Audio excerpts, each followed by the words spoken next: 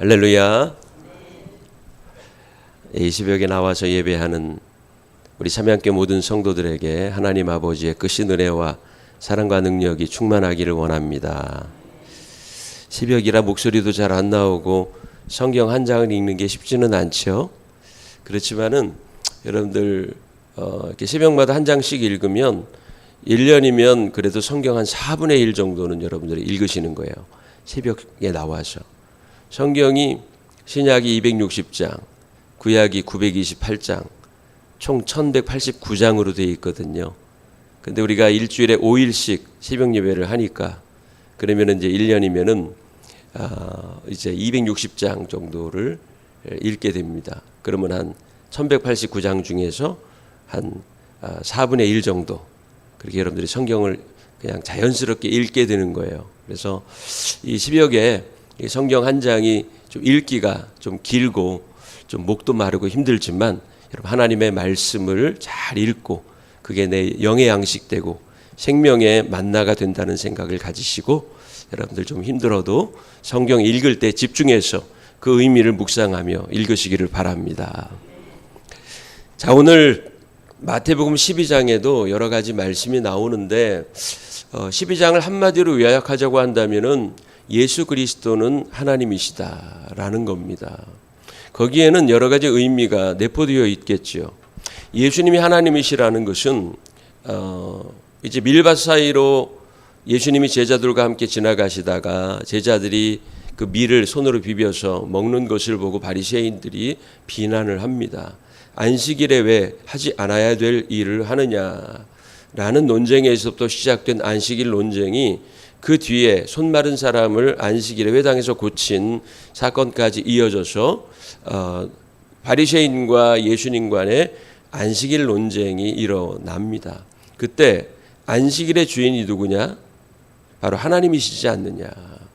그러므로 예수 그리스도께서는 하나님의 본체이시고 빌립보서 2장 5절부터 바울이 고백한 대로 그는 근본 하나님의 본체시나 하나님과 동등됨을 취할 것으로 여기지 아니하시고 오히려 자기를 비어 종의 형체를 가져 사람의 모양으로 나타나셨으니 죽기까지 복종하심이라고 말씀하신 데에서 우리가 알 수 있듯이 바로 예수 그리스도께서는 하나님의 아들이시며 참 인간이요 참 신으로 이 땅에 오셔서 안식일의 주인도 되시고 또 죄사하는 권세를 가지시고 사람을 죽이시기도 하고 살리시기도 하는 그러한 구원의 주이심을 알리려고 하는 것, 바로 그것이 이 마태복음 특별히 12장에서 우리들에게 알려주고자 하는 의미라고 하는 겁니다. 안식일에 밀밭 사이로 가다가 제자들이 배가 고팠는지 밀을 손으로 비벼서 그것을 식사 대용으로 먹었습니다. 거기에 대해서 바리새인들이 비난하죠. 자, 안식일에 왜 하지 못할 일을 하느냐? 안식일에 대한 규례는 출애굽기 35장에 나와 있습니다. 안식일에는 그 어떤 일도 하지 말고 하나님께 집중하여 예배하는 이 일에 힘쓰라. 사실은 안식일을 강조하는 것은 안식일의 주인이신 하나님 앞에 온전한 예배를 드리라는 데 그 방점이 있는 거지 아무 일도 하지 말아라 라는 데 방점이 있는 게 아니에요. 그러면서 예수님이 야 너희들 안식일에 일을 했다고 비난을 하고 있지만은 너희들 중에서 누가 양이 안식일에 구덩이에 빠지면 죽도록 내버려 놓는 사람이 있느냐? 그거 건지지 않겠느냐? 그리고 또 그 다윗이 그 사무엘상 21장에 보면 사울이 다윗을 죽이려고 할 때 다윗이 여러 곳을 이제 도망을 다니면서 후희를 도모하는 내용이 나옵니다. 그때 자기를 따르는 부하들에게 먹일 양식조차 없었어요. 얼마나 가난했는지. 왜냐 도망자의 신세니 뭐 풍족하겠습니까? 항상 먹을 것도 부족하고 쓸 것도 부족하죠. 어느 날은 부하들에게 양식을 줘야 되는데 양식이 없었어요. 노비라고 하는 곳에 갔더니 아히멜렉 제사장이 있습니다. 그때 거기서 무엇을 먹었느냐 하면은 진설병을 얻어가지고 제자들에게 그 자기를 따르는 부하들에게 줬습니다. 사실은 이 진설병은 제사장만이 다룰 수 있고 제사장만이 먹을 수 있는 거거든요. 그것을 일반인이 먹었다는 것은 율법에서 보면은 그는 죽을 일입니다. 큰 죄를 저지른 거지요. 그러나 아히멜렉도 그것을 인정을 했고 다윗도 그것이 하나님께 바쳐진 무교병이라는 것을 알면서도 그것을 받아서 부하들에게 제공을 해 주었다는 것입니다. 그러면서 호세아서 6장 6절을 인용합니다. 나는 인애를 원하고 제사를 원하지 아니하며 번제보다 하나님을 아는 것을 원하노라. 여러분, 제사가 중요하고 안식일을 지키는 것이 중요하지만 안식일의 주인이신 하나님이 정말 원하시는 것이 무엇인지를 알아야 한다는 것이지요. 하나님께서 원하시는 것은 죄에 빠진 인간을 구원하시는 것이며 상처 입은 영혼을 치유하시는 것이며 병을 얻어 고생하는 자들을 치료하시는 것, 이것이 바로 하나님의 마음이라고 하는 것입니다. 그런데 그것은 알지 못한 채 그저 안식일의 규례를 만들어서 거기에 갖가지 조항들을 갖다 붙여서 그것들을 자기의 의로움을 드러내고자 하는 도구로, 수단으로, 방편으로 삼고 있는 유대교 지도자들을 예수님께서 신랄하게 지금 비난을 하고 계신 거라고 하는 것입니다. 인자는 안식일의 주인이시라는 것이지요. 그 이야기를 받고 이야기하면 나는 예배를 받는 자라고 하는 것입니다. 너희들의 경배와 예배를 받는 자들로서 내가 안식일의 주인인데 내가 원하고 내가 바라고 내가 하고자 하는 일에 대하여 너희가 반론을 펼치고 방해하고 비난하고 비판한다면 옳지 않다 하는 것을 예수님께서 말씀하고 있는 것입니다. 9절부터 37절까지에도 보면 안식일 논쟁 두 번째 버전 2가 나오고 있는데요. 안식일의 회당에 들어가셨을 때 한쪽 손 마른 사람이 있었습니다. 그를 고쳐주셨습니다. 자, 그때에 사람들이 안식일에 병을 고치는 것이 옳습니까? 라고 비난하듯 묻습니다. 예수님은 여기에 대하여 조금 전에도 말씀을 드렸지만 안식일이라도 양이 구덩이에 빠지면 건져주지 않느냐. 안식일이라도 병으로 고통받는 자가 있으면 고쳐주는 것이 당연하다고 말씀하고 있습니다. 예수님께 자기들이 모욕을 당했다고 생각했는지 14절 보면 그때부터 유대교 지도자들 바리새인들이 예수를 어떻게 하면 죽일까를 모의했다고 나옵니다. 제가 이스라엘 성지순례를 가니까요. 그 베들레헴은 사실은 그 요즘에 한참 핫한 팔레스타인의 자치 지역이거든요. 뭐 여리고 그리고 이 베들레헴, 가자지구 이런 것은 팔레스타인 자치 지역입니다. 그래서 이 베들레헴이 상대적으로 예루살렘보다 호텔이나 이런 숙박값이 좀 저렴해요. 그래서 보통 성지순례를 가면 뭐 예루살렘의 호텔을 정하는 경우도 있지만은 대부분은 베들레헴의 호텔을 정합니다. 그러면은 어떻게 하느냐? 유대인들이 안식일에는 불을 피우거나 밥을 지어서는 안 됩니다. 그렇기 때문에 안식일이 되면은 유대인들이 전부 그 베들레헴에 있는 호텔에 묵어요. 거기는 밥을 차려주잖아요. 거기는 밥을 다 차려주니까 안식일을 지키기 위해서 호텔에 투숙해서 차려주는 밥을 먹고 다시 자기 집으로 돌아간다는 얘기예요. 얼마나 형식적입니까? 얼마나 형식적입니까? 하나님을 온전히 섬기려면은 자기 집에 머물면서 경건하게 말씀을 읽고 하나님을 묵상하고 기도하는 것이 맞잖아요. 그런데 자기들 손으로 밥을 해먹지 않는다는 이유로 베들레헴 호텔에 머물면서 즐길 거 다 즐기다가 안식일이 지나면 다시 예루살렘 쪽으로 돌아온다는 거예요. 이게 얼마나 참 해괴망측한 논리입니까? 예수님이 그런 부분에 대해서 지금 지적하고 있는 거예요. 너희들이 정말 하나님을 경외하고 이 안식일의 주인이신 하나님께 온전히 예배하기 위해서 하는 말이라면 나는 이해해. 그러나 너희들 나 지금 올무에 걸리게 하려고, 나 지금 비난하려고 비난을 위한 비난을 하고 비판을 위한 비판을 하고 있는 거 아니냐 하면서 예수님께서 그들의 속마음을 꿰뚫어 보시면서 그들을 책망하고 있다는 것입니다. 자, 말씀을 보면은요, 이사야 42장은 하나님의 종 메시아가 오실 것이라는 예언이 나옵니다. 그것을 인용하면서 긍휼과 사랑으로 사람을 대하시는 것이 예수 그리스도의 사역임을 말씀하고 있습니다. 17절부터 21절까지 그 말씀은 이사야 42장에 이사야 선지자가 예언한 말씀으로 장차 이스라엘을 구원할 메시아가 오시면 이러한 일들을 행하실 것이다 라는 것을 말하고 있거든요. 자, 봅시다. 그는 상한 갈대를 꺾지 아니하며 꺼져가는 심지를 끄지 아니하시기를 심판하여 이길 때까지 하실 것이다. 또한 이방인들조차 그의 이름을 바랄 것이다. 이렇게 이사야 선지자가 이야기했다는 거예요. 결국은 하나님이 원하시는 것은 이방인들조차도 구원하시려는 겁니다. 그런데 유대교 지도자들은 어떻게 했어? 이방인들은 완전히 구원에서 멀어진 자들로 치부했습니다. 그들은 아직 제껴놓았습니다. 그리고 자기들의 의를 드러내는 일에만 급급했다는 것이지요.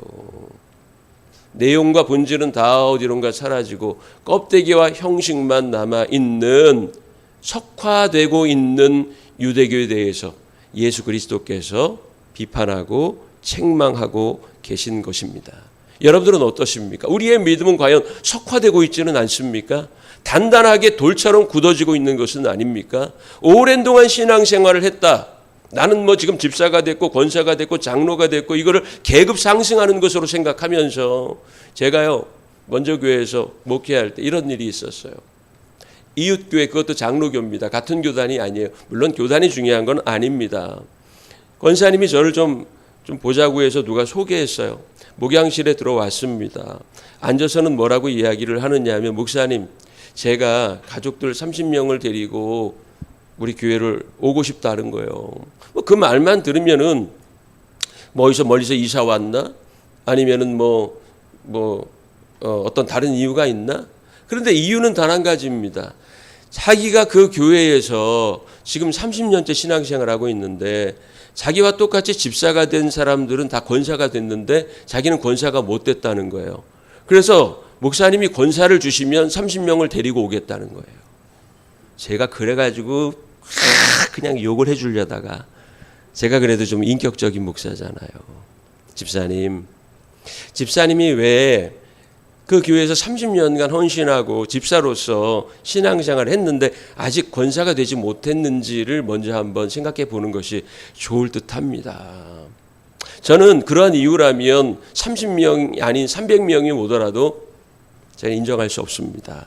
제가 그냥 기도만 해드리고 돌려보냈습니다.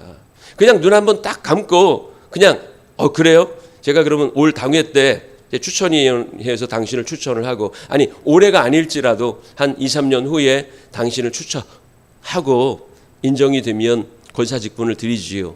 그러면 이제 그 가족들 30명이 오면 저희 교회로서는 교인 30명이 늘어나고 거기에 따라 재정도 늘어나고 여러 가지 사역의 파이가 늘어나는 거 아닙니까? 좋을 수도 있잖아요. 그러나 저는 인정 못 하겠더라고요. 그 교회에서 왜 목사님이 똑같이 집사가 된 동기생들은 다 권사가 됐는데 왜 이 사람을 권사를 안 시켜줬겠습니까? 다 이유가 있을 거 아닙니까? 나중에 알고 봤더니 그냥 골칫덩어리예요. 그 교회에 아주 골칫덩어리. 그냥 어디론가 갔으면 좋겠다라고 할 정도로 그렇게 골칫덩어리 집사였던 거예요. 여러분, 이 신앙생활을 하면서 우리가 신앙의 연한이 오래되는 것을 무슨 계급 상승의 기회로 삼거나, 어떤 분들은 장로 안 준다고 해서 다른 교회로 가시는 분들도 제가 봤습니다. 목사님, 저는 이 교회에서 신앙생활 못하겠습니다. 저희가 목회하던 교회는 아니지만 그러한 분들도 봤어요. 정말 하나님이 기뻐하시겠느냐? 아니라는 것이지요. 과연 나의 믿음은 예수 그리스도께서 보실 때에 칭찬받을 만한 믿음인가? 아니면 여기 유대교 지도자들처럼 안식일을 그토록 중요하게 여기고 하나님을 섬기고 예배하는 것을 그토록 중요하게 여기면서도 결국은 그 속에는 사람을 비판하고 비난하고 정죄하고 자기가 가지고 있는 규례에 따라서 편을 나누고 구분하고 분리하는 마음만 가득하다면 하나님을 인정하실 수 없다는 것입니다. 여러분, 그리고 또 있습니다. 예수님이 귀신 들려 눈 멀고 말 못하는 사람을 고쳐주시자 그들은 어떻게까지 이야기를 하느냐 하면은 23절에 보면 거기 모여있는 사람들은 야, 저분은 정말 다윗의 자손이 아니냐. 다윗의 자손이라는 말은 메시아라는 말이거든요. 왜냐? 다윗의 혈통에서 메시아가 오실 것이라고 구약의 선지자들이 예언을 했기 때문에 그들은 그렇게 믿고 있었어요. 그래서 저분은 다윗의 자손이다라고 말했다는 것은 저분은 메시아이다, 하나님의 아들이시다라는 고백인데, 정작 유대교 지도자들은 뭐라고 말하고 있느냐 하면 귀신의 졸개이기 때문에 저런 일을 하는 거 아니냐라고 이야기를 해요. 24절 보세요.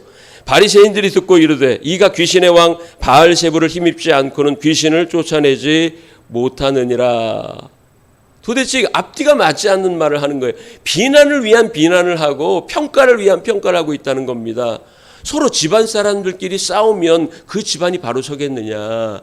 아니, 귀신의 왕 바알세불의 힘을 힘입어 귀신을 쫓아내면 자기 편을 쫓아낸다는 것인데 이게 논리적으로도 말이 맞지 않는 거 아니냐.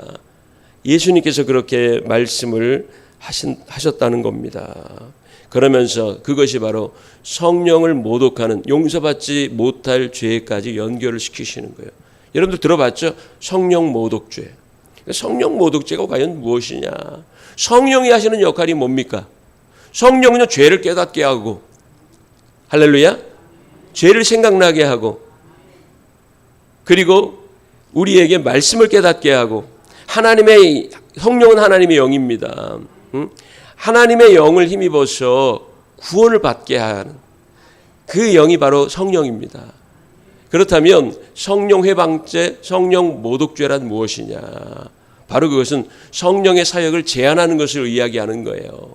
예수 그리스도께서 귀신 들린, 말 못하고 눈먼 자를 고치셨다는 것은 단순히 병을 고치셨다는 이야기가 아니라 죄의 권세 아래에 있는 인간을 고치셨다는 이야기예요. 그러면 거기에 대해서 비난했다는 것은 뭐예요? 예수 그리스도께서 메시아로서 이 땅에 내려오셔서 하시고자 하는 그 죄사함과 구원과 영생의 사역에 대하여 비난하고 있는 겁니다. 그러니까 용서받지 못하는 거지요. 죄사함과 영생의 사역을 그걸 비난하고 거기에 대해서 그것을 문제시한다? 이건 결국은 내 죄를 회개하고 용서받을 기회를 스스로가 박차버리는 행동이 되는 것이죠. 그러니까 결국은 용서받지 못하고 멸망과 여러분 죽음에 처해질 수밖에 없다는 것입니다. 바로 그 이야기를 그 귀신 들어서 눈 멀고 말 못하는 사람을 고치셨을 때에 종교 지도자들이 했던 비난에 대해서 예수님이 연장선상에서 가르치고 있는 말씀이라고 하는 것입니다. 그러면서 그 뒤에 또 그들이 무엇을 요구하느냐? 하나님으로부터 내려오는 표적을 좀 보여달라. 그러면 당신이 하나님의 아들이심을 인정하겠다. 이것은 무엇이 연상됩니까? 마태복음 4장에 예수님이 마귀에게 시험을 받으실 때 마귀가 제안한 그 첫 번째 시험이 생각나지 않습니까? 네가 만약 하나님의 아들이거든 이 돌을 떡으로 만들 수 있겠느냐? 똑같은 짓을 하고 있는 거예요. 마귀 짓을 지금 하고 있는 겁니다. 당신이 하나님의 아들이라고 한다면은 그것을 믿을 수 있게 만들어 주십시오. 표적을 보여주십시오. 아니, 조금 전에도 봤잖아요. 귀신이 나가고 말 못하는 사람이 말이 풀리고 그리고 보지 못하는 눈이 떠진 거 봤잖아요. 그런데 또 기적을 보여달라는 건 뭐예요? 이거는 결사적으로 예수님께 흠을 잡겠다는 이야기입니다. 예수님 뭐라고 얘기하죠? 그 당시 여러분들 막 회오리 바람을 일으켜서 기적 보여주실 수 있는 능력이 있어요, 없어요? 있어요. 그런데 그렇게 하지 않으셨어요. 아무 기적도 행하지 않으시고 뭐라고 얘기하시냐면, 야, 너희들은 정말 악하고 음란한 세대구나. 악하고 음란한 세대가 표적을 지금 구하고 있지만 너희에게 보여줄 표적은 요나의 표적밖에 없다. 그게 뭐예요? 요나가 물고기 뱃속에 3일간 죽은 것처럼 있다가 4일 만에 다시 살아난 것처럼 예수님 십자가에 돌아가시고 3일 만에 다시 살아나실 것을 이야기하는 거예요. 그게 진짜 표적이라는 것입니다.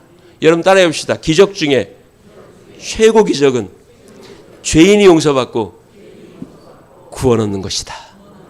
할렐루야. 이게 기적 중에 최고 기적이에요. 로또 당첨되는 게 기적이 아니에요. 로또 당첨된 사람의 말로는 대부분 비참하대. 여러분, 그러니까 로또 당첨 안 되고 하루하루 일용할 양식 주시는 것, 그 은혜로 사십시오. 할렐루야. 오늘 말씀이 좀 길어져서 30분이 넘었는데 이제 마치겠습니다. 사랑하는 성도 여러분, 진짜 기적은 죄인이 살 길을 얻게 된 게 진짜 기적입니다. 예수님이 그래서 요나의 표적을 비유로 당신의 사역을 말씀하고 있는 것입니다. 사랑하는 성도 여러분, 오늘 하루도 구세주 예수 그리스도를 믿는 믿음으로 구원받은 자답게 하나님께 영광을 돌리며 사시기를 주님의 이름으로 간절히 축원합니다. 기도하겠습니다.